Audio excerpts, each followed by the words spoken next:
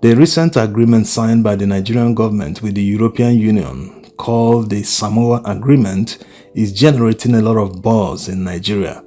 Mostly from northern Nigeria, some are saying that they would have never in their wildest dreams thought that a government they supported during the elections, because Tinubu ran on a Muslim ticket, that a government headed by two Muslims would ever consent and sign an agreement that will force Nigeria to recognize LGBTQ rights.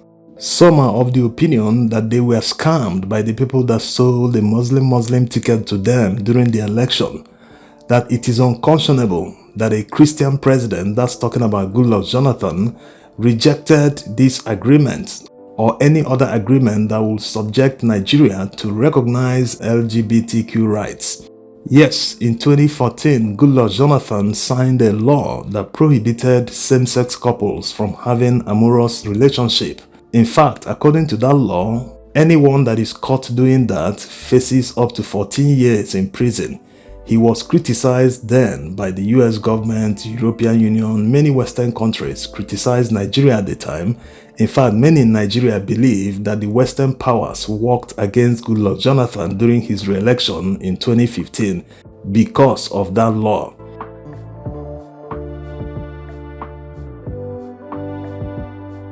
The issue of whether the Samoa Agreement forces countries to recognize the LGBTQ rights was first raised by civil society organizations, but is it really true that these sections are contained in the Samoa Agreement that Nigeria just signed? Before we get to that, religious politics has been the bane of underdevelopment in Nigeria for a very long time, and some people seem to derive a certain sense of superiority by having someone of the same religion in power. Of course, we never learn from it, because having someone of the same religion in power doesn't mean that everything will be okay, that all your communities, all your life, all the rules in your community, everything will become like a first world country. Why does this delusion persist in our society? Are people trying to say that someone of the same religion can do no harm? In our communities, every day we see people of the same religion committing crimes, being arrested, being sentenced, being sent to prison. Does it mean that once anyone becomes a politician, he's expected to be a holy person that will do no harm?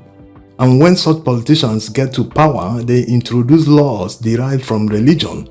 These laws allow the amputation of petty thieves who are caught stealing ordinary chicken or food items.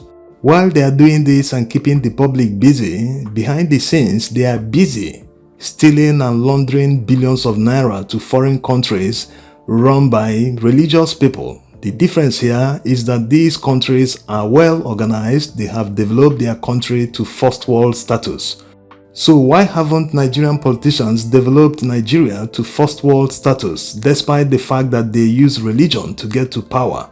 They convince people to support them that they need someone of their own, someone of the same religion, that they will get social advantages, but in the end, nothing comes, no advantage is transferred to the people. It is only the politicians that enjoy the trappings of office. Religious politics is so ingrained not just in the mind of politicians, but ordinary citizens. Most of them believe that anyone that is not of the same religion should not lead them, should not be the leader of the country. So you can understand the deep mess we are in. It's not just politicians taking advantage of religious politics. It's like politicians fulfilling the wishes of the masses, giving them what they desire, what they want. And the worst part of all this is how they quickly move on and forget about the mess that someone of the same religion created while he was in power. They will tell you it is God's wish, forget about it, don't question it. That's why many people from the south and other parts of the country don't take seriously all the noise from the north, all the critics. They see it as being hypocritical that they have suddenly found their voices when they were nowhere to be found during Buhari's administration. Yes, this administration created a bigger mess compared to what Buhari did, but it doesn't still negate the fact that Buhari contributed immensely, the first administration in Nigeria's history to lead Nigeria to 3 recessions.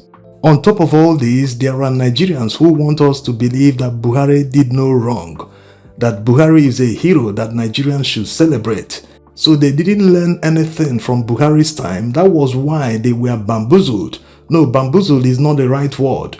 It was actually what they wanted. They wanted to prove their religious superiority over others, that no one could have done anything about it. That they wanted from number 1 man to number 5 to come from their religion, and no one could do anything about it, that they had all the powers, they have the population, they have everything to do it. All these in a supposed multi-religious and diverse country that is supposed to be secular. Diversity is supposed to unite Nigerians, it's supposed to be a source of strength, but people that feel they have the upper hand is using it to divide Nigerians. Look at countries doing well for themselves. United States is diverse. They have all sorts of cultures. It has been a source of strength for them. They are doing well for themselves. But look at Nigeria, where there is serious diversity, but the people in power are not taking advantage of our diversity. Instead, they employ all sorts of strategies to continue dividing the people to their own advantage. Now to the veracity of the claims made by some civil society organizations concerning the Samoa agreement signed by Nigeria with the European Union. It seems that this agreement is mostly focused on migration, not LGBTQ rights. Even if it were, Nigeria already has a law that was signed into law by Goodluck Jonathan in 2014 that prohibits same-sex marriage or same-sex amorous relationships. So this agreement doesn't force Nigeria to repeal that law. It's like it's focused mostly on their rights, not necessarily on the right to be married or all that they do in Western world.